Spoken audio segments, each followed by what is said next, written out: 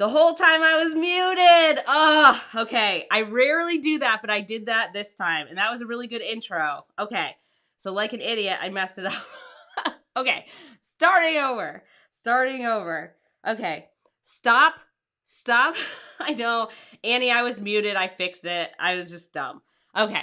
Stop taking rate cuts. Stop offering discounts. No more coupons. No more fast turnaround. If you are someone who is side hustling, trying to move to full-time freelance writing, that is killing your freelance writing journey, okay? So when we're moving from side hustler, whether you have a cubicle farm job and you're sitting in your little cubicle, or you're remote, or you're someone who has multiple jobs, your main focus should be getting the right clients at the right rates and being super picky. Instead of just trying to take any work, you're side hustling. You already have money coming in, right? So when we're side hustling, we get to be picky. And that was a huge mistake that I made. Not only was I taking 50% rate cuts, right? Not only was I taking 50% rate cuts, not only was I working at $30 an hour, not only was I doing everything wrong and trying to basically squeeze a full-time job mentality into freelancing, which doesn't work. I wasn't picky about my clients. I just went along with my day and tried to like pick up whatever I could and say yes to everything. And that's not what you want to do when you are a side hustle freelance writer. So let's go through things now that I'm unmuted, because sometimes I click the button, like my mouse is hovering over it and it doesn't unmute because I didn't click it hard enough or whatever, but here we go. Does anybody else make those kind of mistakes? Like, I feel like as a writer, I'm really diligent and I'm really particular about typos and grammar and punctuation, and I'm like doing all the things, and then there's like dumb things where I'm like click the button and I just forget to do it. No, your YouTube's not broken. I made a mistake because I'm just like I think I clicked the button, but it didn't unmute, like, like I didn't click it in the right space or whatever. And we have Charlie here. Charlie's here to say hello. She looks like a sad manatee. We also call her Maid Marian. When she looks like this, she looks like Maid Marian. So we're going to get into number one. So number one, when we're thinking about, good girl. So number one, when we're thinking about our freelance writing cubicle life or our freelance writing side hustle from if you're working multiple jobs. Happy Friday, Karita. So here's what we're thinking about. When we're starting out, when we're going off to our freelance writing side hustle, number one, this is the number one thing. You need to be picky. Okay? This was one of the biggest mistakes I made. This is why I was very easily convinced that I should take rate cuts or that I should offer discounts. And this is something I go over with my Freelance Writer Wealth Lab students and my Runway students extensively. Stop offering discounts. Stop it. We are not a Costco-based discount pack store. You're not offering X amount of blog posts at a discount. When I was side hustling and I was trying to leave my full-time job, I would just take stuff and just take what was given to me, right?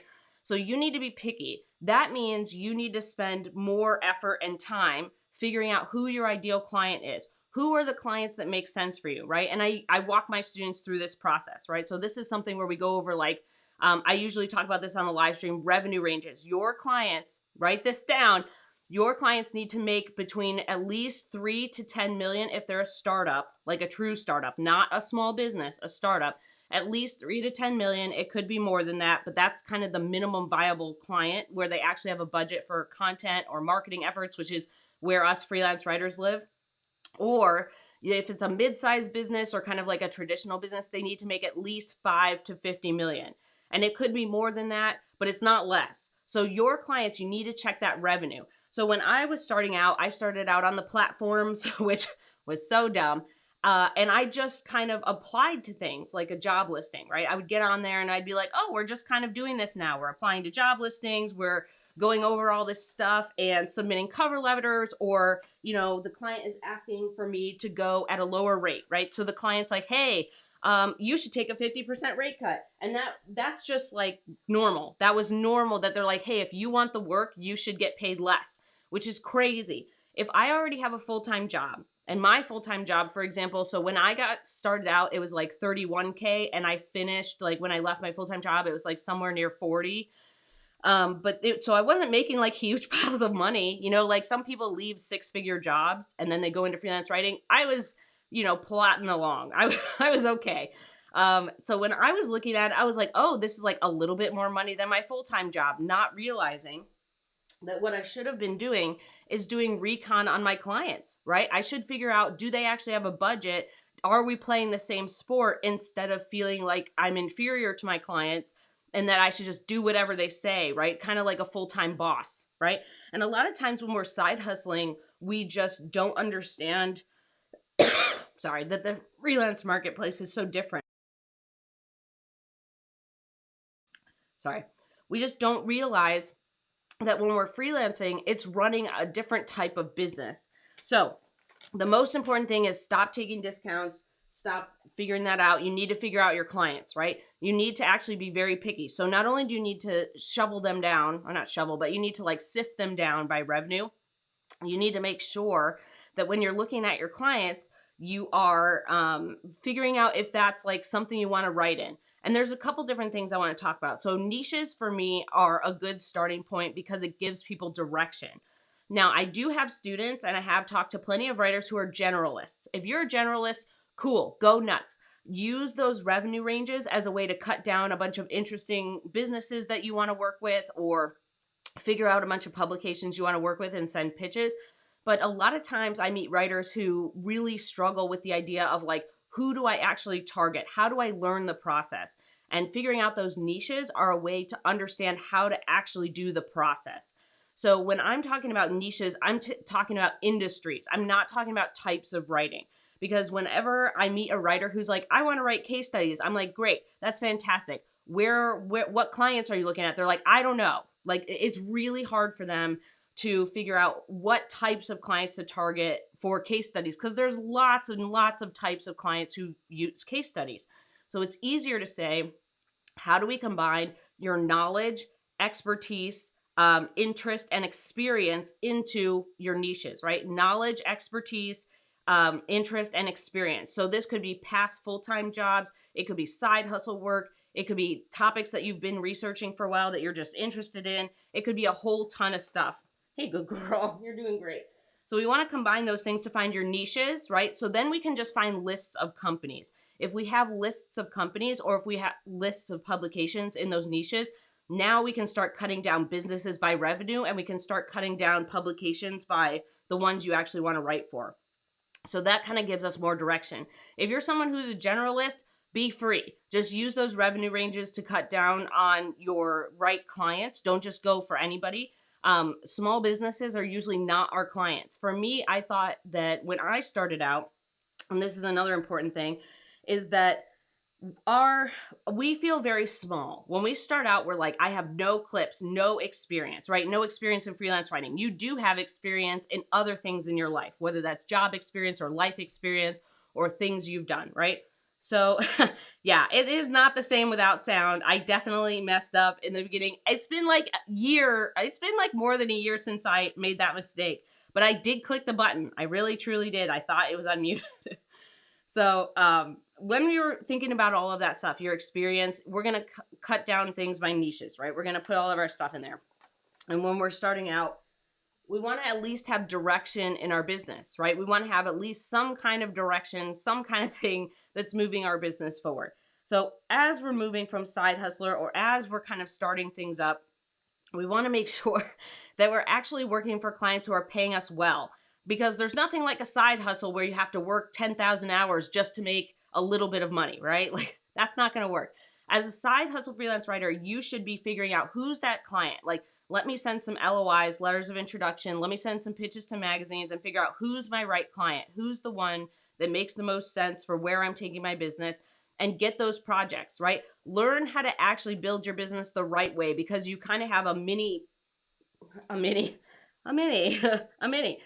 you have a mini safety net for where your business is actually headed in terms of profits or revenue or money coming in, right? So you have a mini safety net of already having other side hustles or a full-time job. So be picky about clients. That really helps you move up. That really helps you get to the next phase. And it also gives you more perspective on what a green light client, or I call them green light clients, but green flag clients, are really like. If you're particular, and this is something that I've seen, writers who are particular about their clients when they're side hustling or when they're building their freelance writing business on the side of something else do way better when they jump to full time. I struggled for a long time because I didn't get it. I felt inferior to my clients. I felt like I was small, right? You have no clips, no experience, like you don't have any freelance writing experience, and you're just like, please, someone give me work. Like, please, someone trust me to do this job. Instead of being particular about your clients and then getting clients and moving up from there with better pay, better projects, better work, better samples, right? So that's a piece that's really important, is not being small, not feeling like you're small, but actually reaching out to clients and being picky, because that helps you not only get out of side hustling and really move to freelance writing full time because you have more money and more clips, but it teaches you what those green light clients are actually looking for. What does working with a green light client actually feel like? What does it look like? What is their budget? How do they run the project? What are the deadlines like? How does the clip turn out? All that stuff. And that's critical. Those freelance writers, like I said, that move to full time, who actually are very particular about their clients and who are smart about taking on certain projects, they flourish a lot more, a lot quickly when they moved to full-time freelancing, because they already have a way better foundation than I had. I was dumb. I just took whatever scraps were thrown my way and I was like sweating it just to get a few jobs. Like I was working my butt off just trying to apply to as many jobs as possible on job boards and apply to as many jobs as possible on the platforms, and it was so exhausting. Instead of being smart and strategic about how I was going to move forward, who my clients were, what revenue did they make, what types of projects were they working on, and using that as a foundation to pick the right projects so I could actually have more money coming in, and then I could leave my full-time job, and I already had a good foundation of how to scale that when I went full-time freelance. So those are a couple of the most important things. No more discounts, no more rate cuts. You need to be actually working at good rates. Two, you need to learn who your ideal client is. You need to spend some time, whether you're a generalist or someone who needs to figure out your niches, we need to kind of figure out what clients are best for us. So which ones are the ones that are in the direction we want to grow our business, and kind of figure that out. And then making sure that we are smart about how would we actually scale that to full time. If you're looking at your side hustle business right now and it's not scalable, you're like already maxed out and you feel like if you went full time, it would just be burnout city. That needs to be hashed out. You need to figure that out, right? Okay, let's talk about 2. Charlie, what do you think about 2? What would you like to say to the people about 2? She's like, I just want snacks. I'm only here for snacks. Snacks only. Charlie's been walking a lot. So those of you who asked for Charlie updates, good girl. Good job. Charlie and I have been going on a ton of walks, and she's about to turn 11 in a little bit. Yeah, good girl. Other one. So she's all chill right now because she's been going on a ton of walks and getting all her steps in. She stalked some deer and some squirrels. She's been super spicy. Yeah, you've been super spicy. She looks a little powdered sugary today. She's getting a little older, getting a more powdered sugar on her jowls, right? Yeah, good girl. All right, let's talk about 2. So 2 here. When do we know? When do we know how, when, why, what, when we're jumping off from our side hustle to full time? And the number one thing is like that you understand. Hello. The number one thing is that you already have your freelance writing business kind of humming along. It doesn't have to be perfect. It doesn't have to be that you're making a ton of money. Ooh, go back to your hobbit hole. But it does have to be something where you look at it and you're like, oh, when I scale, clearly I already know how to get clients, how to actually send LOIs, how to send pitches if I want to work for magazines. I'm actually understanding more about my ideal client. I'm working at good rates. And I can see that the money I'm making on the side would easily replace or be a kind of money that I can survive on. So that's number one, is like you actually have not a well-oiled machine. Like I feel like there's times where I talk to people who side hustle for way too long because of their fear. They're way too fearful that jumping away from their secure full-time job that they can be fired from or laid off from at any minute, like I was, that will be like letting go of that is really hard. So there's times when people side hustle for way too long and then they're exhausted. But when you're looking at it, you need to at least be able to scale, or you can see it as something where, like, if you go full time to 40 hours, you're like, okay, I would either make this amount of money. I understand my clients. I understand how to ramp up my LOIs. I understand the really good foundational building blocks of a freelance writing business, right? I understand all of those things. The other thing that I think is really important is that you need at least 3 to 6 months of money. So for me, I was working at incredibly low rates.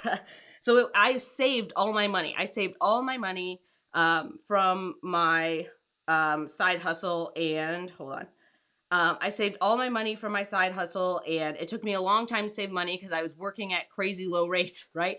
So for now, like for freelance writers that I coach now, or Wealth Lab students or Runway students, I usually tell them about that you need 3 to 6 months of money, because that way you have a buffer. You don't have to like accept any job. You already have a good foundation. You already understand what to do to move forward. And if something goes wrong and all your clients end up disappearing overnight, which happens to all of us at one point in our career, you have some money in the back to help you through that transition or help you find more clients. So whatever 3 to 6 months of expenses and money to live on is for you, that's kind of the minimum. I think 6 months is obviously better, but it depends. It depends on what you feel comfortable with. It depends on how you view your future business. Like, do you want to work more, or do you imagine that you will charge more, or that going full time will change in these ways, and that you don't feel like you need 6 months, 3 months would be okay. But for me, that gave me enough space where I was like, okay, I can make this work. Like, I have money saved up, and I feel like leaving my full-time job, like I can do this. And it was still scary. So I do want to point that out. I was, I still cried about it and was really scared about it and was really stressed about it and worried about leaving my full-time job. And now looking back on it, like I wish I had realized what I know now, which is like your full-time job isn't secure anyways, right? So I was getting upset about a full-time job that basically told me I was going to get laid off a year before I left as a full-time freelancer. So the thing that sparked me to going into freelance writing, to actually start that, I always kind of wanted to be a freelance writer, but the thing that sparked it was I was told I was going to get laid off by the end of the month. So I had like 3 weeks of pay, and then that was it. I was laid off. I luckily, by some kind of magic, got kept on.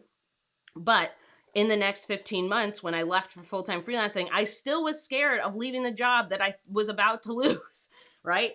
So there's a lot of complicated emotions that go into it, but I do want to make it clear that your full-time job is not as secure as it seems. It just seems that way because there's money coming in, right? So like every 2 weeks, there's money coming in. You're like, okay, there's money. And freelancing feels less secure because the money isn't so metered. The money isn't coming in every 2 weeks. The money is coming in however it comes in. Sometimes you get a big chunk of money, right? You get $30,000 from a big content strategy project or a brand messaging project or a messaging and positioning project, and that needs to last you X amount of time.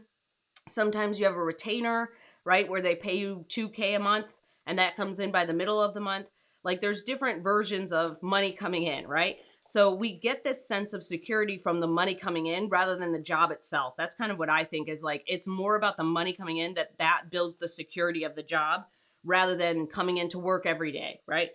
So that idea for me was really scary. But the truth is, like, people lose their jobs all the time. People leave, people get fired, people quit, people get laid off.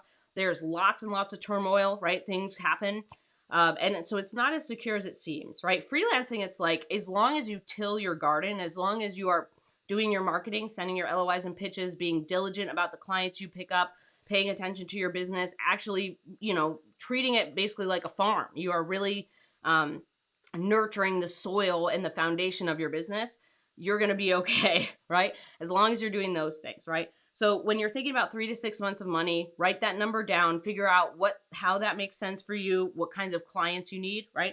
The other thing is that to know when you're thinking about jumping off of your side hustle to go full time is like, I like to have a minimum of like 2 clients, maybe 3. So when you're side hustling, 1 to 2 clients is probably where you want to be, because more than that is just way too much to handle. It's way too much. A typical full-time freelance writer will have 3 to 5 clients. They may have more because magazines circle around. So like for me, I have other active clients that are publications that I write for every once in a while. And I don't really consider those as like my initial clump of 3 to 5 clients. So a full-time freelance writer, you typically have 3 to 5 clients. Side hustler, you need like 1 to 2 clients. So when you're about to jump off, you should kind of be in the 2 to 3 client range. You should already have like a stable amount of work coming in or a stable amount of money. You should know how to get more clients. You understand the foundations of LOIs, figuring out those revenues, making a list, sending things out, sending your LOIs via email, or sending your LOIs via LinkedIn in mail, right? And I think that just having that clump, that stable of clients, that is in addition to having the 3 to 6 months of money, that's a really good thing. Like that's something, obviously that was a dumb thing, but you know what I mean? It's something where it gives you multiple points of stability.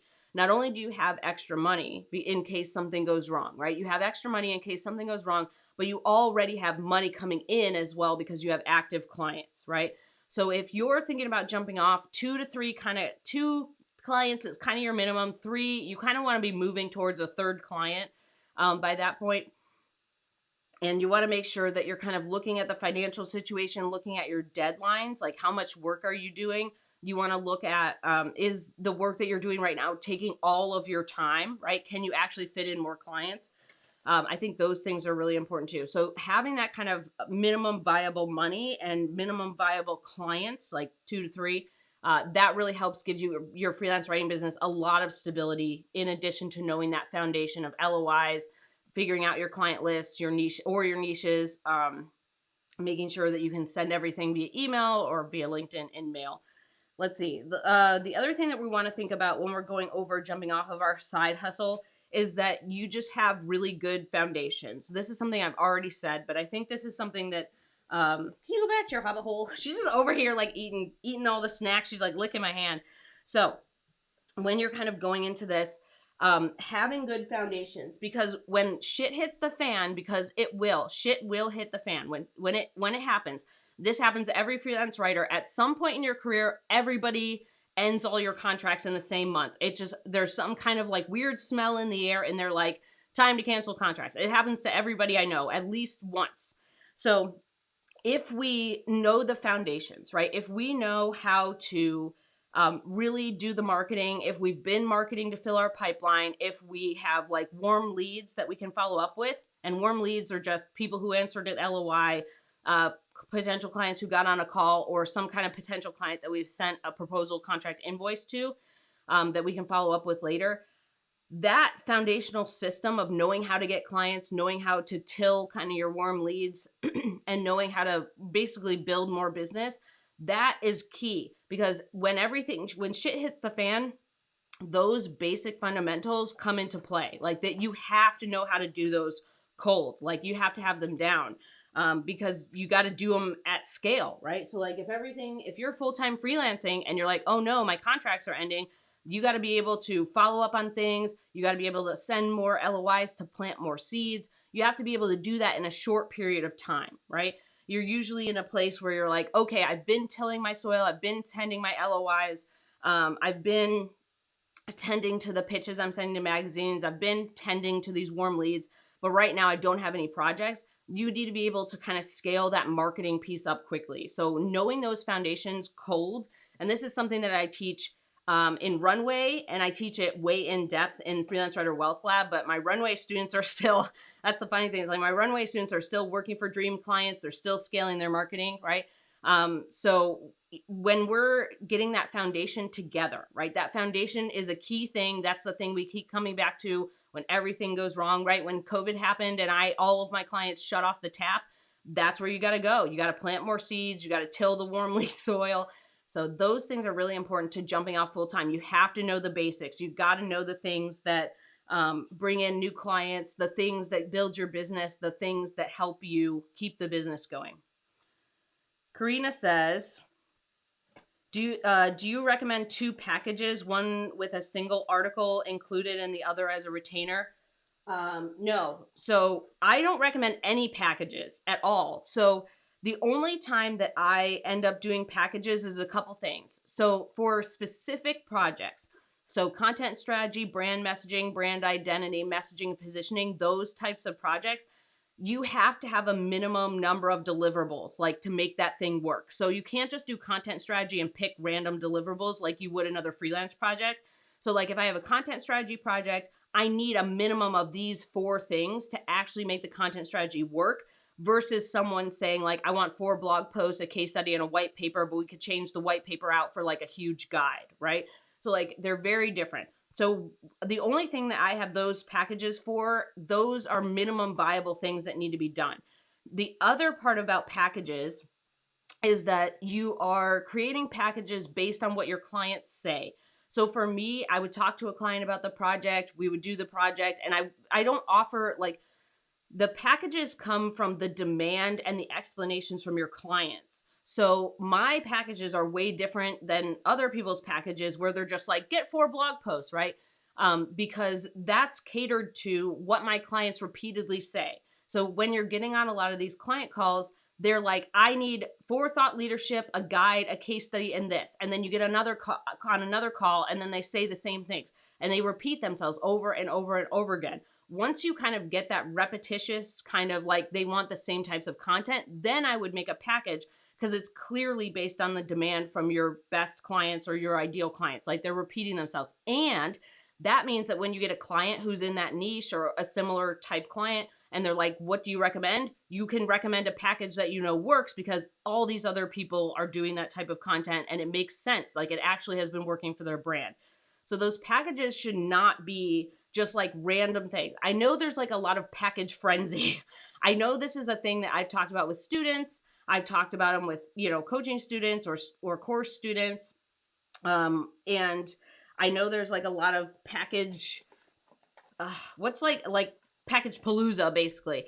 The packages should not just be like a way to offer a service. It's not the package is not a way to get bulk work. That's what a lot of people think is they're like, oh, the package is just a way to get paid more money. No, the package should be based on the clear demands or the needs of your clients. Then that thing like sells like hotcakes.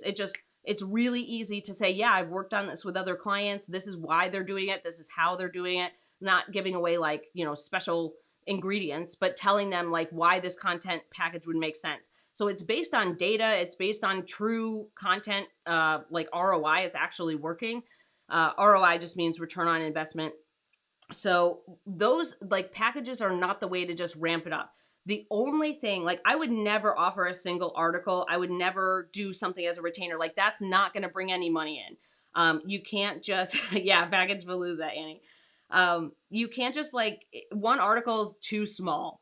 So if you are going to make a package, and this is something that I did that changed my business, and this was based on talking to clients, right? Every package or everything that I've done besides like content strategy where you have to have like a minimum number of deliverables to make it work, is changing from like doing whatever kind of blog post they want when they're just like, just do 2 a month or 1 a month or whatever, is switching to 4 blog posts a month for 3 months. That was something that came over time because I kept seeing my clients make the same mistakes with not creating the right type of content or not doing content enough. So what ended up happening was I was just like, you have to do a blog post a week. You have to be publishing weekly content and you have to do it for a certain amount of time, like at least a quarter. Usually you want to do it for like a year, but the initial contract is 4 blog posts a month for that initial 3-month/90-day period, right? That's the thing that came out of like doing a lot of these one-offs or doing a lot of small projects that really made me burn out. So you don't want to be doing these packages that you just think of out of thin air. Your minimum package, if you're going to make a package, should be 4 blog posts a month for an initial 3-month period, right? And that costs X amount of dollars per month. That's kind of like how you get people out. You stop working with people who want to just do like random content that actually doesn't work, to people who are publishing weekly content, who understand why they're doing that, why weekly content, quality content matters, how that's going to affect their website, right? Their website, their ranking, their SEO, their traffic, their brand awareness, their leads and sales and subscribers, all that good stuff.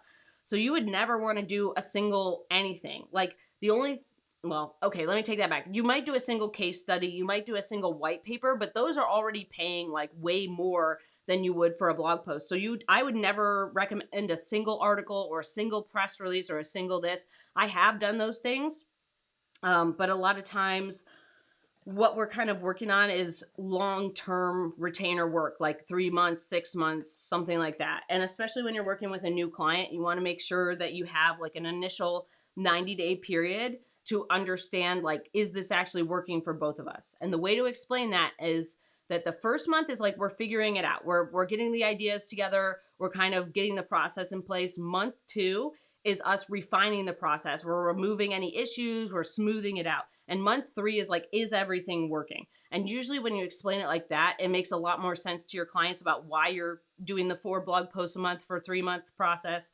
And that usually helps get them on the train, right, to sign to do that type of work.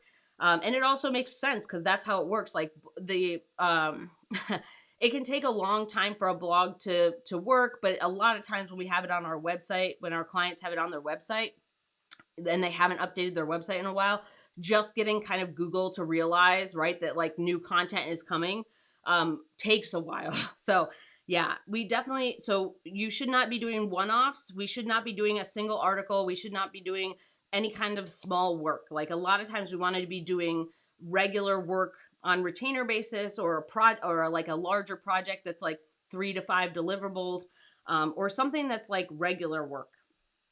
What do you think, Minnie? What do you want to say to the people? She's like, more snacks, less packages. Do you want to give everybody a high five? Yeah. Good girl. Can you do the other one? Good job. Can you go around? Can you go around? Oh, not today. Not today. Maybe we'll do belly later. All right, let's talk about 3 real quick.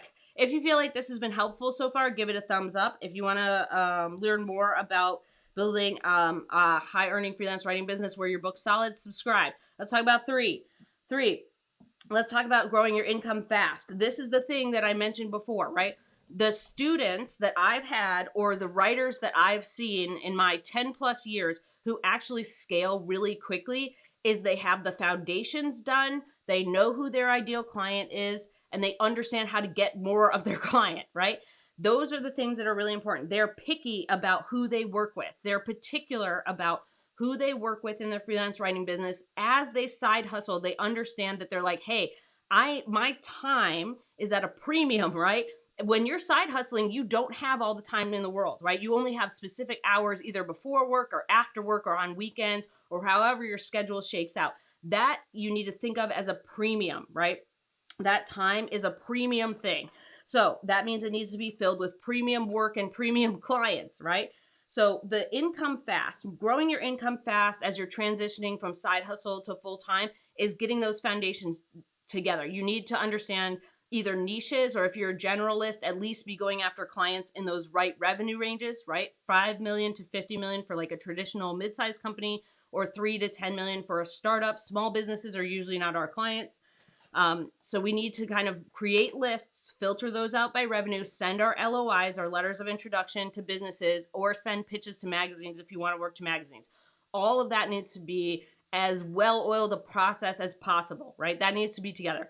And you also need to be picky, because the clients that you get as a side hustle freelance writer, those translate really quickly into full-time kind of the same clients you would get as full-time. So what ends up happening, which happened to me, was I would accept a certain level of client, like a really low-level client when I was on the platform. So when I went to full-time, I was like, oh, I'll just keep accepting low-level clients.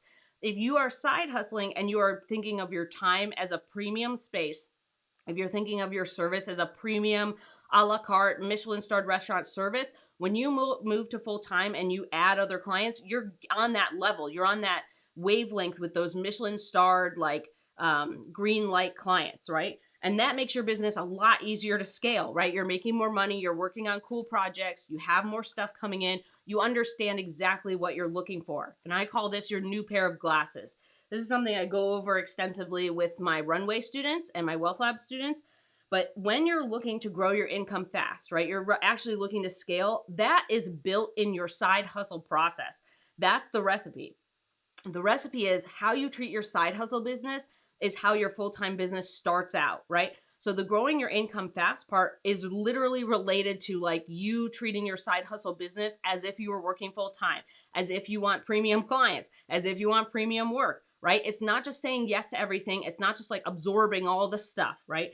It's really this process of understanding the basic fundamentals, the strong framework of building a great, fantastic freelance writing business that you love. I don't care what kind of money that is. You have to love your business, right?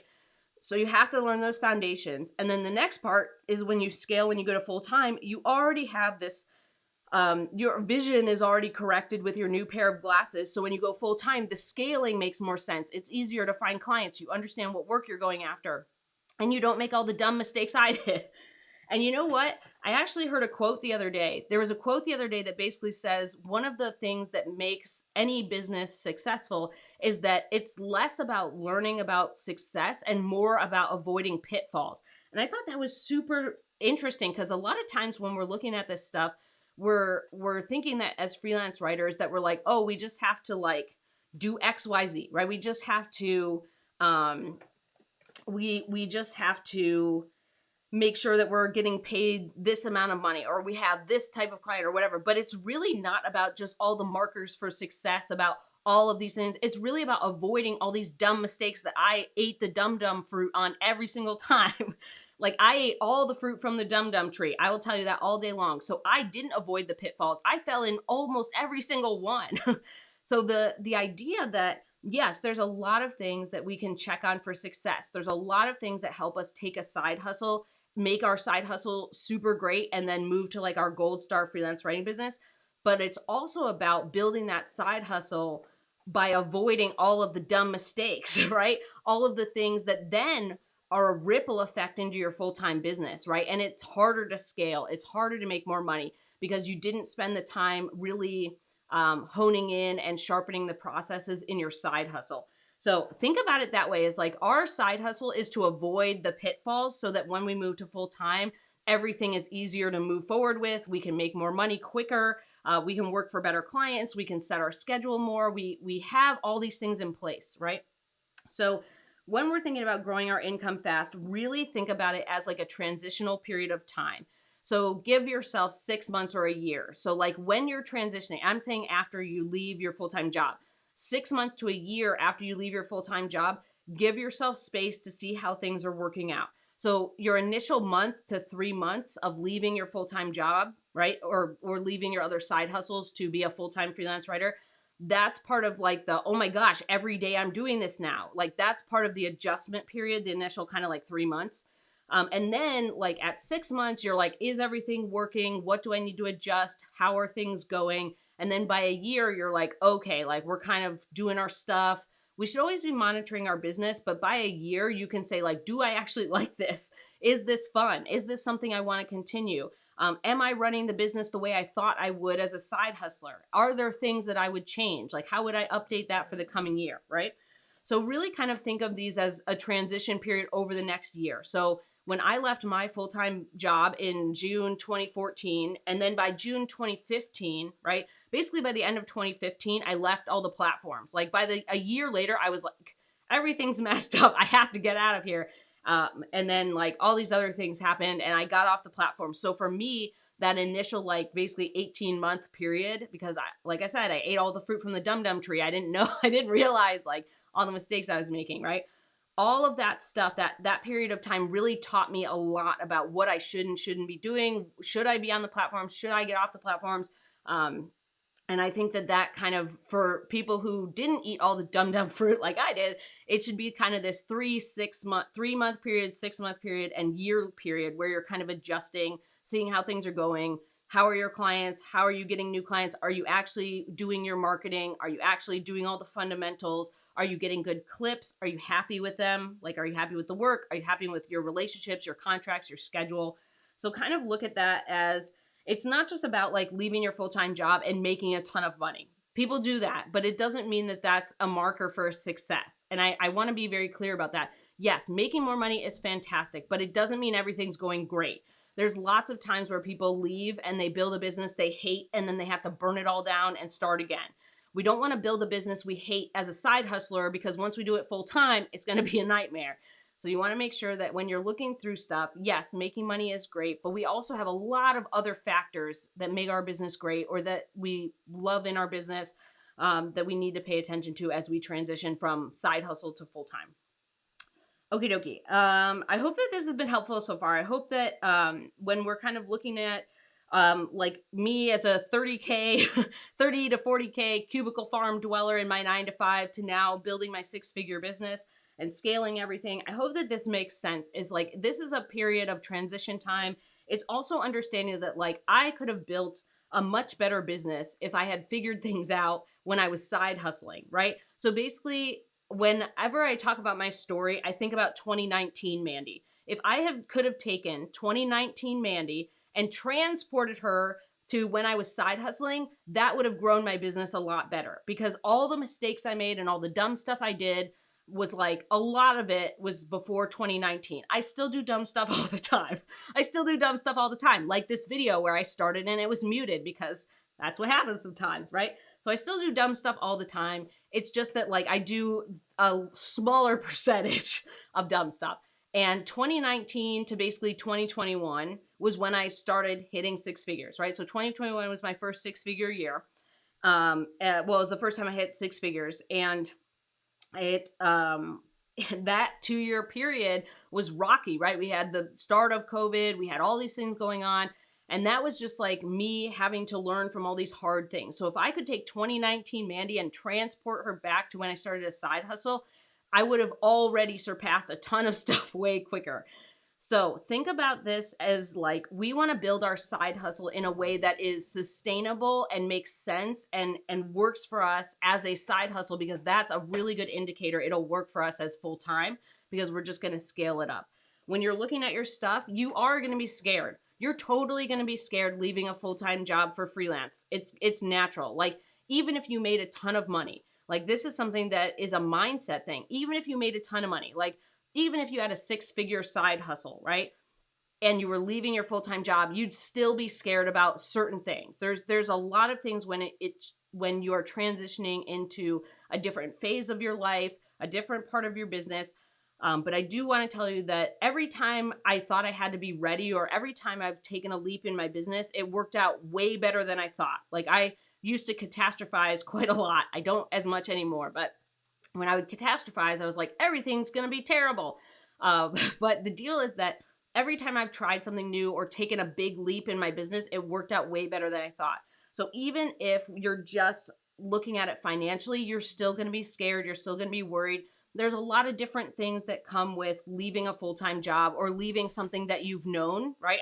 I've talked to people who have had a full-time job for like 20 years and they want to leave it for freelance, and it's still scary, right? It's still scary even if they're making a bunch of money.